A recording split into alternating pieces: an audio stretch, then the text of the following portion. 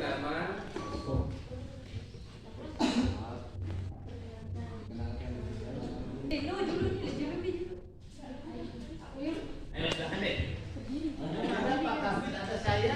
Ayo partner. Assalamualaikum Pak Kabit, nama saya Elia. belum tutup salam. Assalamualaikum warahmatullahi wabarakatuh. Waalaikumsalam. Nama saya Lia. Saya akan bertanya, bagaimana cara meningkatkan keaktifan para pemuda di bidang sosial di era globalisasi? Sekian pertanyaan dari saya. Sekian. Assalamualaikum warahmatullahi wabarakatuh. Waalaikumsalam. Warahmatullahi wabarakatuh. Perkenalkan Pak, nama saya Nani Ewi Salman. Nani Ewi Salman, Nani Pak. Nani Ewi Salman, salah satu dari anggota Karang Taruna. Di sini pertanyaan saya ada dua Pak. Yang pertama kan, seperti yang kita tahu Pak, setiap orang ini memiliki potensi. Nah, untuk potensi ini kita harus kembangkan dan tingkatkan seperti kata Pak. Pak Bapak yang di depan itu. Ya, nah, kan ini mungkin yang hadir sekarang, kami juga pasti memiliki potensi masing-masing seperti itu kan Pak. Nah, namun di sini kendalanya mungkin ada dari kami, mungkin dengan berbagai faktor dan latar belakang terkait dengan potensi ini belum menyadari potensi dirinya sepenuhnya. Nah, kemudian tadi ada juga disebutkan bahwa pembangunan mental. Nah, mungkin pembangunan mental seperti apa di sini yang dimaksudkan agar potensi ini bisa ditingkatkan, seperti itu Pak pertanyaan saya. Terus untuk pertanyaan saya yang kedua,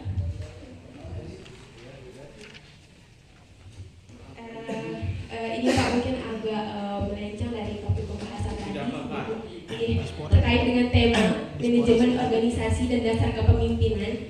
Jadi di sini kan kalau berbicara masalah organisasi dan pemimpin, kita tidak jauh-jauh berbicara tentang manajemen waktu, seperti itu Pak. Nah, kami juga dari sini dari berbagai macam latar belakang anggota Karang Taruna Pelabuhan Medani. Di sini izin bertanya mungkin bagaimana tips-tipsnya dari bapak-bapak yang berpengalaman di organisasi seperti itu untuk kami bisa memanage waktu. Di lain sisi kami mungkin juga ada yang sebagian sebagai pelajar, mungkin ada yang bekerja, mungkin ada juga yang mengikuti lebih dari satu organisasi seperti itu Pak. Intinya bagaimana cara kita untuk memanage waktu agar organisasi yang kita ikuti tidak terbengkalai, seperti itu Pak. Terima kasih. Wassalamualaikum warahmatullahi wabarakatuh.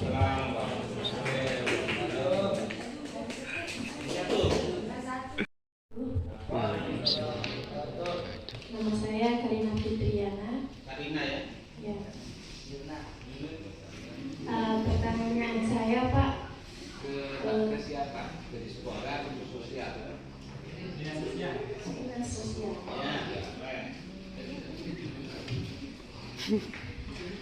Pertanyaan saya ini, apa sih yang menjadi kendala utama untuk pengembangan ekonomi produktif pemuda? Gengsinya ya. Ya, mungkin itu pertanyaan dari saya. Assalamualaikum warahmatullahi wabarakatuh. Kalau orang mau memilih waktu berkaitan dengan organisasi, kalau mau diundang rapat, ya, mau membahas apapun, ya, kalau diundang jam 9, setengah 9 kita sudah ada di situ. Jam 9 itu sudah mulai acaranya. Itu prinsipnya. Diundang jam 9, datang jam 10, acaranya jam 11 baru mulai. Bagaimana kita mau memilih waktu gitu? Nah, saya mengapresiasi apa yang ditanyakan sama adik. Nah, ini sangat baik. Ini akan memberikan motivasi kepada kita semua bahwa waktu ini sangat berharga. Ya, sangat berharga. Kalau saya sama Pak Kabit Dispora, karena jam 10 ya kita setengah 10 sudah ada di sini. Ya karena jam 10 sudah mulai gitu loh. Tapi adik-adik saya lihat di undangan itu jam 7.30 mulai pendaftaran peserta dan lain sebagainya dan lain sebagainya. Tapi 9:30 baru datang. Gimana kita mau memilih waktu kalau begitu? Dan organisasi tidak akan jalan. Nah, kalau diri sendiri percaya dengan kegiatan sudah diundang terus kita hadir dengan tepat waktu, inilah jawabannya. Hadirin ya. Tidak bisa dengan orang lain. Kembali kepada diri kita sendiri. Kalau kita mau tepat waktu, kalau saya diundang jam 9, berarti setengah 9 saya sudah di jam 9 acara sudah mulai. Kembali kepada diri kita sendiri. Itu tidak bisa dengan orang lain deh. Kembali kepada diri sendiri kalau mau meminit waktu. Apalagi kita mau mengelola suatu organisasi. Satu kuncinya seperti Pak Kabit, komunikasi. Minitkan waktu, tepat waktu. Jalan. Cari dukungan sana sini. Ya. Saya sudah sampaikan tidak cukup dengan dana yang disumbang oleh desa. Adik-adik harus mencari terobosan. Potensi desanya apa di sini? Kalau ada lahan dan sebagainya, kelola dengan baik. Ya, itu berkaitan dengan meminit waktu dalam organisasi ya. Jadi nanti ya kita kembali kepada diri sendiri. Dan ada pertanyaan Karina, kendala utama di dalam ekonomi, usaha ekonomi. Nah, kalau kendala sih saya rasa ini modal ini Pak Kabit awal ya. Kalau adik-adik mau berusaha dengan tekun dan serius, saya rasa modal tidak jadi kendala ya. Saya rasa modal tidak jadi kendala. Yang penting ada kemauan. Kira-kira ya kita bisa baca ini. Kira-kira ke depan yang sekarang kira-kira apa yang laku di pasaran ya. Nah itulah yang diusahakan dulu sama adik-adik. Kalau tidak, pendampingan ke masyarakat supaya masyarakat kita ini usahanya berjalan baik. Pendampingan oleh adik-adik ini yang diharapkan sebenarnya. Di samping itu adik-adik juga belajar.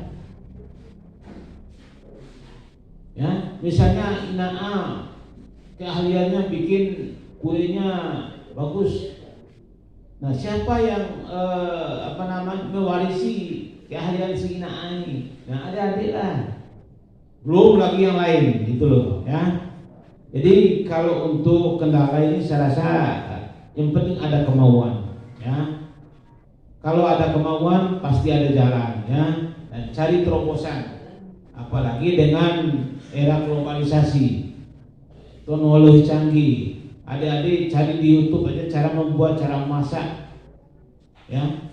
Sekarang jarang kalau saya lihat ini Pak Kabit jalan-jalan, jarang ibu-ibu ini yang belanja sendiri ke pasar lewat online dia.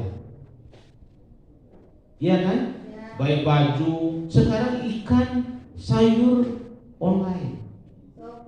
Nah, apalagi Shopee. Ya. Ini kalau mengenai kendala untuk usaha ekonomi, di samping adik-adik juga membuat proposal kepada kita ya, kepada dinas-dinas terkait ya.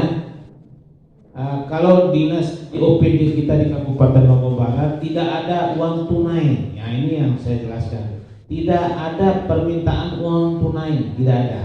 Kalau bantuan barang monggo kita upayakan ya. Apa sudah disampaikan oleh Pak Kabit, saya tegaskan, tidak ada permintaan uang tunai ke dinas-dinas OPD untuk organisasi apapun ya, kecuali ajukan proposal sebagai dasar OPD untuk mengeluarkan bantuan. Jangan contoh, jangan anggaran sekarang masukkan proposal sekarang, tahun lalu harus masuk proposalnya, sehingga bisa kita menyusun anggaran, menyusun kegiatan sesuai dengan permintaan masyarakat kita ya. Mungkin itu yang bisa disampaikan. Puas? Gak puas? Iya, bisa ya. Nanti Pak Kabitnya tambahkan ya. saya tambahkan ya, bagaimana sih mengelola ataupun memanage waktu sehingga kita bisa efektif gitu. Kalau sudah kegiatan kita itu sudah punya semacam legalitas ataupun kepengurusan atau sudah berupa atau bahasa Jepang lo berwil, sudah kelihatan ya, jadi kan sudah terorganisir sana ya. Jadi sistem artinya yang melakukan ini, yang melakukan pemasaran ini, yang melakukan beraktivitas melakukan bentuk jajan, contoh kelompok pembuat jajan Kartaruna ini jajan ini dari anggur, rasa anggur ini kan udah terkelola dengan rapi. Nah, jadi kalau udah punya bagian-bagian itu, nanti di marketingnya itu yang memberikan pemasaran itu yang udah diatur di sana. Banyak sampai nanti yang marketingnya tuh disuruh lagi ngadon jajannya, nah itu kan tidak efektif namanya. Jadi sudah kita organisir caranya dengan baik lah gitu. Kalau dalam satu kelompok usaha jajan. Kemudian juga bagaimana sih caranya meningkatkan supaya jangan sampai ke para pemuda ini jangan tidur terus ya, karena itu ya, karena memang sekarang di usia 16 tahun 30 itu sudah sangat yang merasa gengsinya itu yang masih ada ya.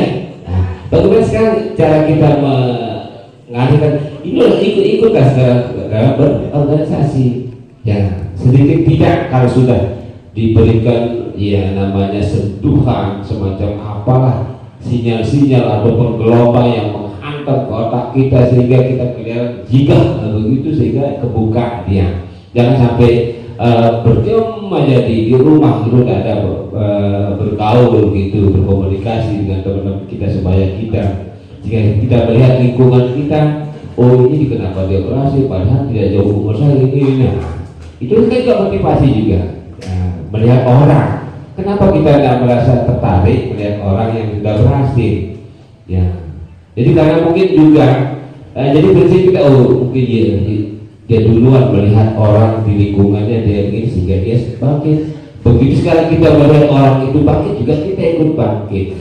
Itulah kita bangun komunikasi kita sesama komunitas kita para pemuda-pemuda.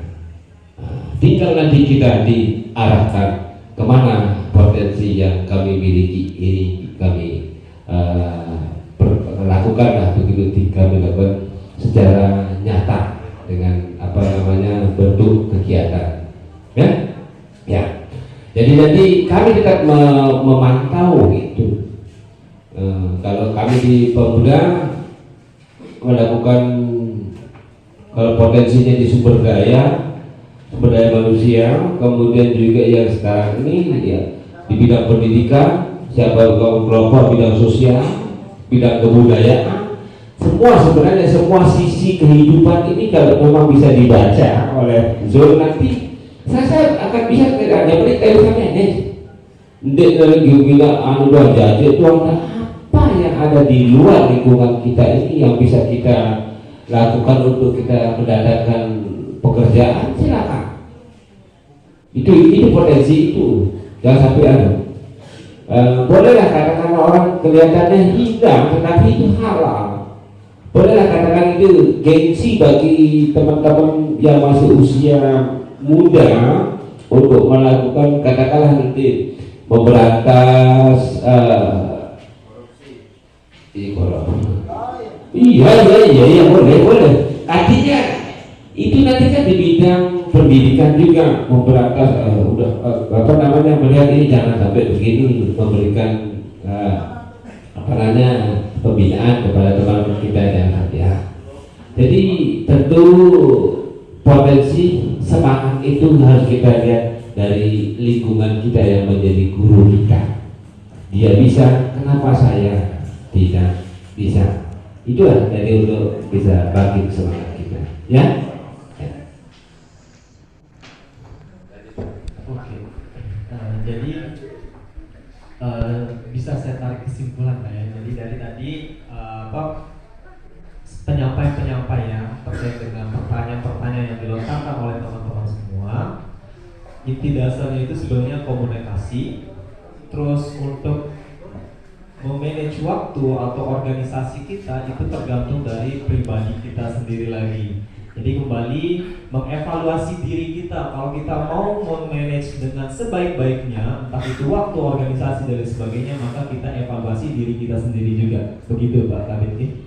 Nah selain itu juga untuk manage waktu mungkin bisa berkegiatan seperti yang disampaikan oleh Bapak Kabit ya, Dispora. Jadi berkegiatan ini sangat berguna untuk meningkatkan atau melatih soft skill kita dalam memanage waktu, ya. Nah, untuk pertanyaan tentang masalah utama tentang ekonomi produktif, Pak ya. Jadi di sini yang bisa saya tarik kesimpulan sebenarnya kenali pasar. Yang pertama kenali pasar kita, tujuan pasar kita apa, terus lakukan pendampingan terhadap masyarakat kita di sekitar. Mungkin itu dari kesimpulan yang saya dapat tarik seperti itu. Nah mungkin satu pertanyaan lagi Pak, ini pertanyaan dari saya pribadi. Jadi yang namanya kita menakodai suatu organisasi perlunya bekal, ya. Jadi jangan sampai kita terluka-lancing di tengah samudra seperti itu Pak ya. Nah jadi tips Bapak kira-kira sebagai pemimpin atau dasar yang harus kita miliki sebagai kepemimpinan dalam suatu organisasi itu apa, sehingga kapal dari organisasi kita ini bisa kita laksanakan semulus yang kita realisasikan seperti itu. Terima kasih. Mungkin Bapak dari Pak Kabit mungkin, dan Pak Kabit Dispora Boleh organisasi ini. Saya walaupun tidak bisa saya, tapi kalau saya tahu saya jawab. Baik, jadi gini, kalau kita jadi sekarang ini ketua Karang Taruna, katakanlah dia yang nakoda, dia yang membawa kemana muatan kapalnya ini supaya betul-betul dia selamat, ya. Jadi tentu nakoda itu sudah punya ide yang cemerlang. Di seorang pemimpin itu, kalau sudah semua tahu karakter daripada muatannya itu supaya dia bisa selamat sampai tujuan, endingnya menjadi para pemuda yang unggul, berkualitas dan bermandiri nanti di endingnya itu, tentu jadi sudah tinggal kita mengarahkan, bagaimana mengarahkan itu stabil kapalnya itu, ya katakanlah umpama si A ini ahlinya ini, tinggal kita arahkan lakukan kemana, apa ke Dispora atau ke dinas sosial, dia butuh ini karena sudah punya legalitas dia sudah punya legalitas, Karang Taruna ini punya ini, dia butuh ini ya, bagaimana sih solusinya dia supaya dia butuh alat memasak atau alat apa dia ahli catering umpama dia butuh ini, tinggal kita kemana arahkan. Lalu dari sisi marketingnya agak kurang, kemudian dari sisi legalitas izinnya, kemudian tinggal kita bekerja sama, arahkan sama dinas perintah untuk pemasarannya, ya. Itu kita yang jadi nakoda, itu tinggal tahu ini potensi ini, tinggal kita yang jalan, ya. Karena kita yang selalu nakoda memimpin itu. Saya mengatakan seperti yang dikatakan oleh Pak Kadis Sosial tadi itu, jangan kaku aja. Mari kita mulai lakukan apa saja, tidak usah takut salah. Tidak usah takut salah. Karena kesalahan itu kita akan bisa berhasil berangkat dari kesalahan. Tidak ada orang berhasil tanpa melalui kesalahan ataupun kekurangan yang saya maksudkan.